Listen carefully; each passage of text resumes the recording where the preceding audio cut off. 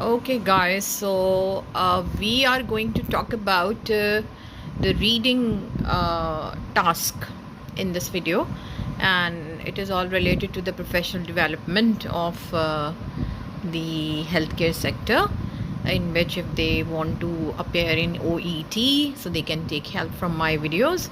अच्छा, हम बात कर रहे हैं राइटिंग की. राइटिंग हमारा 45 मिनट्स का होता है और ये हमारा प्रोडक्टिव स्किल के ऊपर हम बात करेंगे. ये प्रोडक्टिव है, जैसे हमने लास्ट वीडियोस में those who want to connect it, please आप लोग मेरी जो प्रीवियस वीडियोस हैं जिसमें हमने रिसेप्टिव स्किल्स की बात की है कि if you are a good reader तो आप गुड राइटर होंगे, if you are a good listener तो आप गुड स्पीकर होंगे. तो इसी तरह से जो है वो आपने चेक करना है. मेरी लास्ट वीडियोस को चेक कर लीजिएगा. इस वीडियो में हम बात कर रहे हैं कि what you are going to do in the writing, और राइटिंग को आप अपने कैसे बेहतर बना सकते हैं और उसमें क्या पूछा जाता है जिसकी आपको प्रिपरेशंस करनी होती हैं. तो you are asked to write a letter. अच्छा, ये letter it is all related to the stimuli, यानी stimuli means it case study जो भी आपके पास है उसमें आप ट्रांसफ़र आपको कहा जा सकता है. किसी भी पेशेंट का कोई ट्रांसफ़र है फ्रॉम हॉस्पिटल टू हॉस्पिटल या डिपार्टमेंट टू डिपार्टमेंट, या कोई एडवाइस है या कोई रेफरल है, आप रेफ़र कर रहे हैं, कुछ भी है, वो 180 से 200 वर्ड्स के दरमियान ये लेटर लिखा जाता है. ठीक है, इसमें सोली एक केस स्टडी है, यानी कि एक केस होता है जिसके हवाले से आप को कहा जाएगा, आपको जो है वो नोट्स दिए जाएंगे और कहा जाएगा कि आपने या तो उसमें ट्रांसफ़र लेटर लिखना होगा, एडवाइस लिखनी होगी, या फिर आप रेफ़र कर रहे होंगे. ठीक है, मार्किंग क्राइटेरिया आपका ये है कि overall fulfilment of the task आपने किया है या नहीं, यानी जितनी भी चीज़ें या जो भी आपको नोट्स दिए गए थे आपने उनको थॉरली और प्रॉपरली यूज़ किया है लेटर में या नहीं.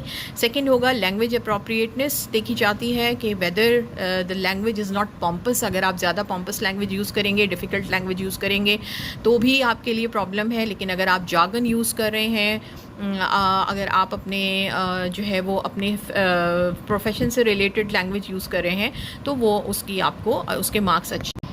ओके, अच्छा, नेक्स्ट हमारे पास है linguistic features. Linguistic features means यानी जो लैंग्वेज आपने यूज़ की है लेटर में उसमें ग्रामर की तो कोई मिस्टेक नहीं है, या कोहेजन कैसा है, इसमें कोहेसिव डिवाइसेस देखी जाती हैं कि वेदर one sentence और one paragraph is connected to the other one in the correct way or not, ये चीज़ देखी जाती है. तो इसका करेक्शन बहुत ज़्यादा इम्पॉर्टेंट है.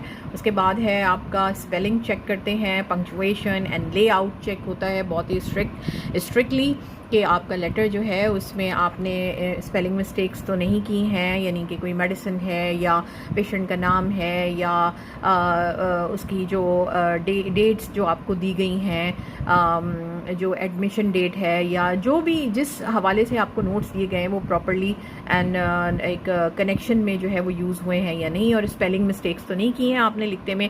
सेकेंडली पंक्चुएशन बहुत मैटर करती है कि अगर पंक्चुएशन मार्क्स की कहीं ज़रूरत है तो वो आपने प्रॉपर तरीके से यूज़ किया है या नहीं. सेकेंड, और उसके बाद लेआउट है, यानी ओवरऑल प्रेजेंटेशन है आपके लेटर की, चाहे वो लेटर ट्रांसफ़र का हो, चाहे वो एडवाइस हो, चाहे उसमें कोई रेफरल हो. लेकिन मैं फिर कहूँगी कि it is all about the case study. किसी एक केस के बारे में ही आपको नोट्स प्रोवाइड किए जाते हैं और उससे ही related you are asked to write a letter.